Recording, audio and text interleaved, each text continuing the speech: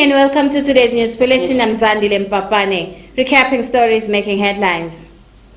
Hoho Regional Administrator Her Royal Highness Princess Tsandzile met with community leaders where they discussed the Regional Development Fund. Cabinet ministers today in Mbabane received the COVID-19 vaccine booster shot. The traditional court, which is Ndabazabantu today, resolved a dispute between two families under the Manzini region.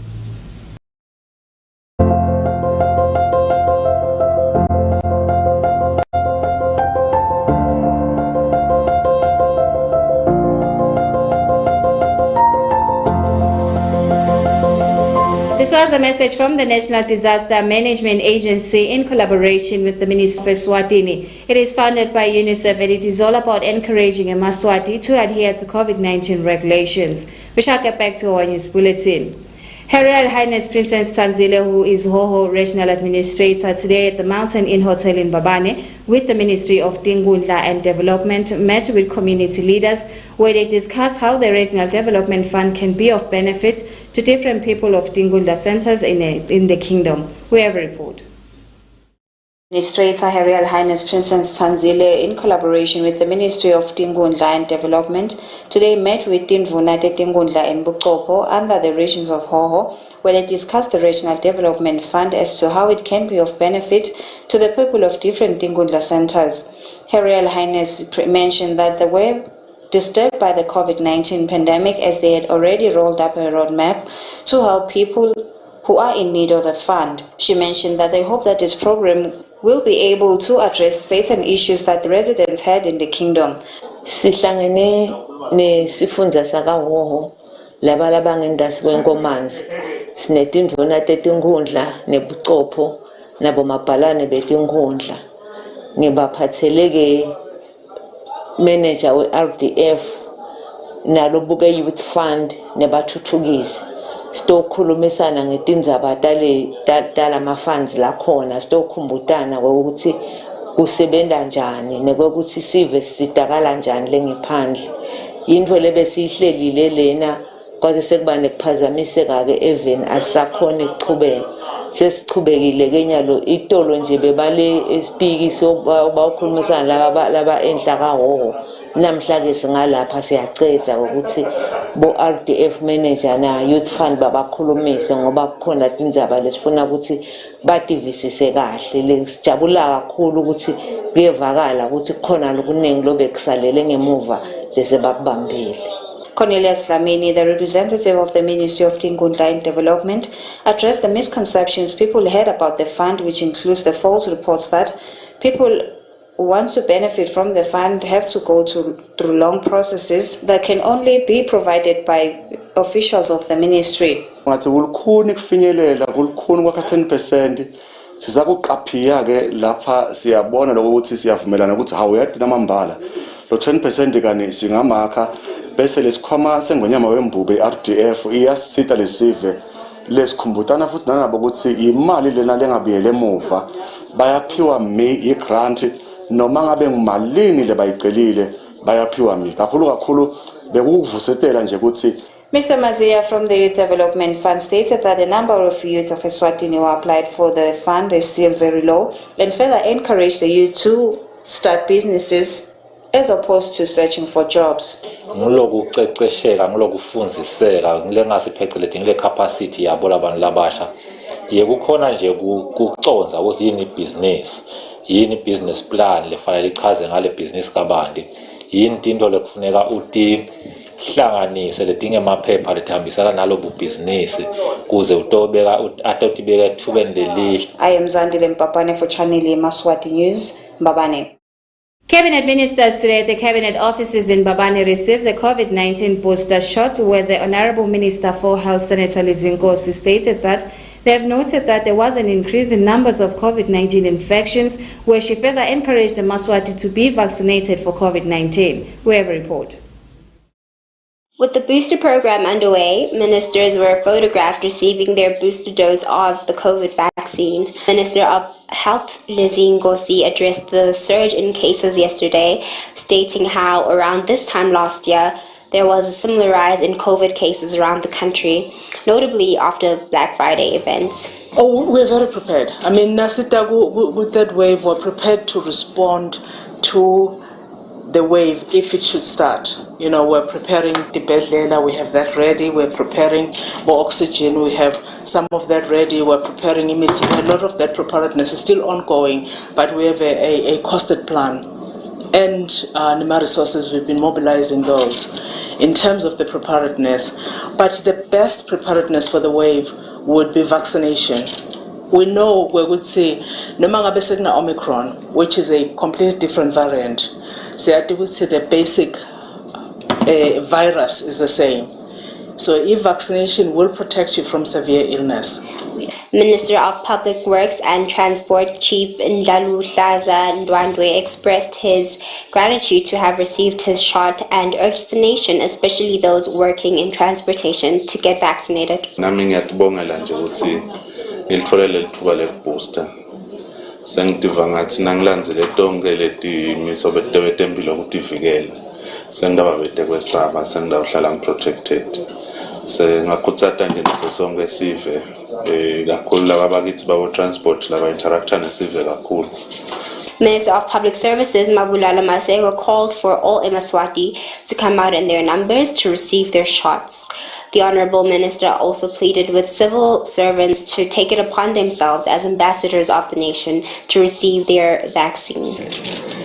Kubo nje nathi nje ngoba ngicabanga emaphalaleni bagijima ngokukhuluma iPfizer okay nayo bayigijimisa iPfizer esikolweni emaphalaleni ukhona na J&J sengle AstraZeneca nayo. Reporting for Channel Yemaswati News, Abongile Mabuza, Wuzandile Mbane and Kimberly Mavuso, Cabinet. Young people from 8 cooperatives today at Isbayeni Lodge in Matsapa gathered where they discussed how they survived the COVID-19 pandemic. We have a report. Cooperative Alliance is an organization that looks at young people in cooperatives. The organization decided to have a workshop that brings together 8 countries. According to Mr. Hezekiel Twala, who is the president of the organization, he mentioned that they are hoping to benefit so much from the workshop.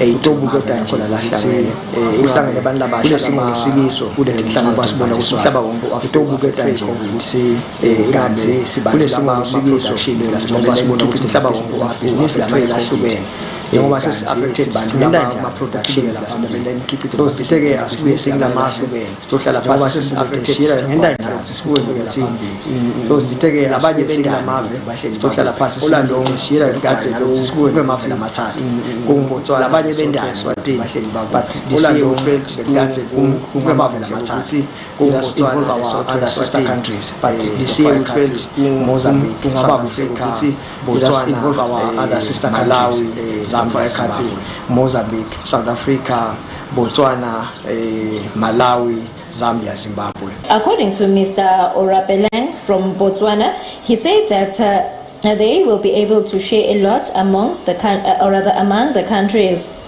Since we have other countries, we want to learn how they have navigated through the COVID-19 pandemic and actually what they are doing as the recovery plans from their economics and their projects. So hopefully we'll get to know each other, which project we are in and basically what we are doing and what we intend to do as the strategic plan going forward post-COVID.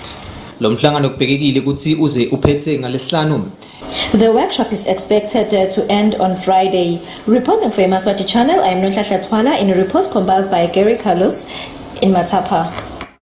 Hlapsile Sikhosane was appointed today as the new ESWATINI National Trust Commission Chief Executive Officer. She was announced by the board's chairman, who mentioned that COVID-19 had a negative impact, especially in the tourism sector in the kingdom. We have a report. Its appointment of their new CEO, Hlapsile Sikhosane. Chairman of the board, Dr. Sikomba Gumbi, touched on the renewal process faced by the parastatal, which includes changes in strategy, implementation, and policy. Gumbi highlighted the challenges previously faced by the board before introducing the new CEO, in whom he has placed much confidence. labanelikhono nelwati lesingalusebenzisa ukuthi le nkampani yethu le yahulumende indlondlobale. Lo muhla ke siyathokoza kakhulu ukuthi simemetele esiveni ukuthi sesimtholile lotaba ngumphathi wale nkampani. Sacasha ke tingcweti tasisita ukuthi sifune samemetela bafaka abantu ticelo vele kwaba ngumcuzelwano losezingeni lelisetulu. Wase uhamba embili ke ake Hlopsile Sikhosane la nahulumende so umphasisile ukuthi kube nguye umphathi jikelele. The highly educated Ms. Kosana thanked the board for her appointment as CEO of the NTC and said that there is much work required to reach her goal point. She also expressed her will to change the current MO and address the media on the role they can play in the preservation of culture. Ibe advantage yokuthi kunengi longakufunza kubo. Sebenza nasetindweni etiningi banale organization nokuthi sekuningi bakwatiko lebakubonile phambilini. Konga ke imvelo nekonga amasiko kuyinto lenze noma ke they long term goal. Lokusho ukuthi where they started noma labaqala khona bona kuyadzingeka nalamhla futhi kusese relevant kungakhona ukuthi le organization kuyi-inform ukuthi ihamba kanjani isaya phambili. Ema-media houses ke ekongeni imvelo nemasiko anelichaza lelikhulu lalidlalayo. Ms. Kosana voiced her eagerness to work with her colleagues to take the organization to new heights. Reporting for Channel Yemaswati News, Abongile Mabuza, Uzandile Mpapane, and Kimberly Mavuso, Lobamba.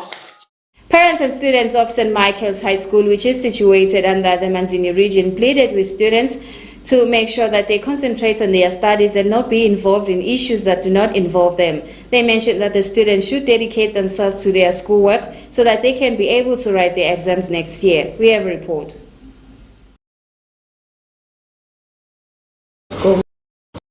It is the day of the reopening of schools for all grades, whereby teachers are pleased seeing their learners coming back to school in large numbers and ready to learn.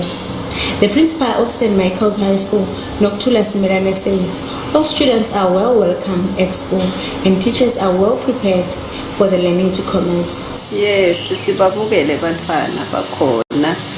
Sizamile lapha nalapha ukubambisana ne-school committee sabambisana nabothishela ukuthi bantwana bakhona kubuyela abafundi. A Form 5 learner, Kosepayo Villarati, says all parents should try to calm down because the situation looks much better than before and teachers are giving it their all in order for the learning to continue. She also says that students should try and focus on their studies and not lose hope in spite of all the challenges that they've gone through. Ngicabanga ukuthi batali kumele behlise imimoya kancane ngoma lesimo la sikoleni sami nje from what silengibonile ukuthi kuzamekile ukuthi tonke itimbo tibe kahle from the classes kuya ema hostels yonke imbo nje ibazamile bothishela considering covid nako konke kuzamekile nje ukuthi itimbo tibe kahle siyafunza cishe simo si normal kude lokunganani lokungathi kuyasifusa ngicabanga ukuthi kubaleke kakhulu ngoma ke nathini lesika form 5 nje naka form 3 kuba ukuthi exam yethu ayinzawo imile and sitayibhala ukuthi siyathanza noma sanzi sitayibhala so the time is poked stepeka kuba worse ngoma sithi nasifika lemakhaya naleli themba liyancipha kanti kufanele siqhubeke ngempilo impilo ayikemi futhi angiziphelele la covid sitawuqhubeka siphile impilo regardless of konke letimbo lesitabe sengceti kwato thini kuthi umuntu otona ukuthi safunza ngesikhathi secovid safunza ngesikhathi sema unrest safunza ngesikhathi selitulo netiphepho impilo itawuqhubeka nje kube impilo leniyiphilile nonke so ngibona ngathi kubalekile ukuthi bonke bamfu basisekele nabo bangasinciphisele lethemba lesivele sesinalo ngalokufunza bazame nje ukuthi babe nathi basiqinise basi-encourage ukuthi sichubeke side esikolweni ngoma the time balahla lethemba kanti kwathina sibo labanelithemba kangako lelo themba lesesinalo basite ukuthi nathi singasaliluzi. She also said that students should keep pressing hard because COVID or no COVID, exams will be written at the end of the day. Reporting for Channel Yemaswati, I am Tselimpilo Dlamini, Manzini.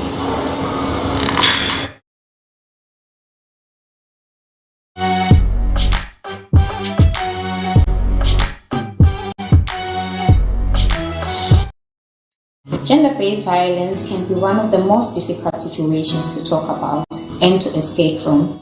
Sadly, it can happen to anyone: women, men, children, between spouses, and even friends. I had a lot of anxiety. I didn't know what to do. I thought no one would believe me. I never thought this could happen to me. I've never been so heartbroken and scared. I felt weak, and I had no idea how I was ever going to come up with the strength to seek help.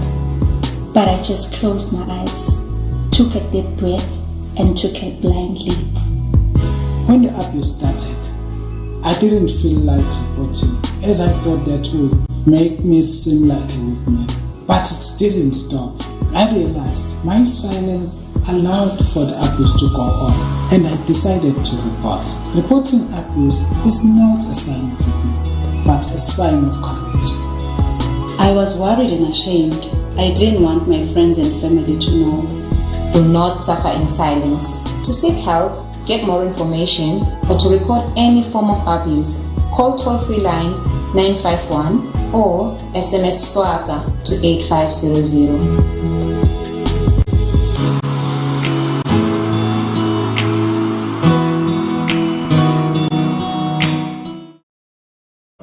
Tesco Cash and Carry. And to cater for all your Christmas shopping needs in our Black Friday special.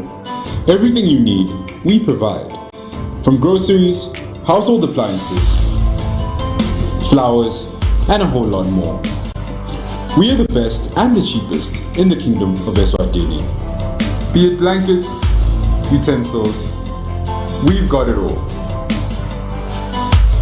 Cosmetics.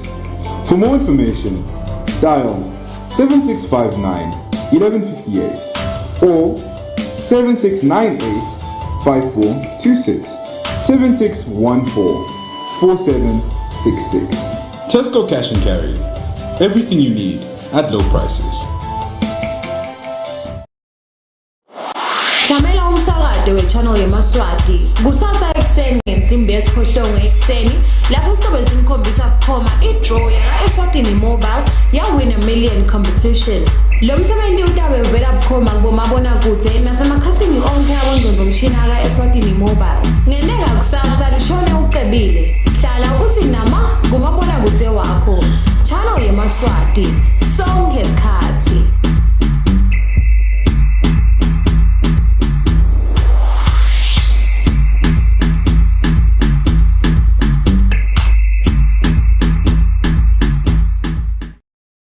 Ngaphansi kwesiqubulo lesithi sinqoba i-AIDS letinye tifo kanye nekubandlululana.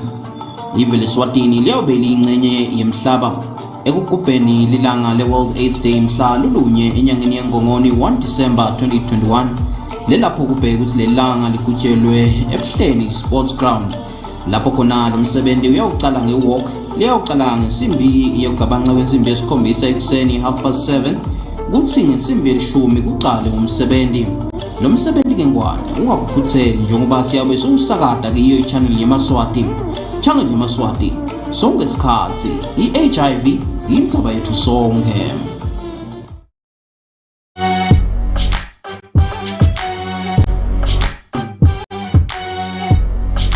Welcome back. You're still tuned in at Yemaswati channel. I am Zandile Mpapane. We shall get back to our news bulletin. The traditional court, which is Ndabazabantu under the Manzini region, was able today to resolve a dispute between two families that has been dragging for years now. We have a report. Of two neighbors that have been having a conflict over a pathway at Fairview. Magendwandu appeared on this channel complaining that her neighbor was closing a pathway for her family.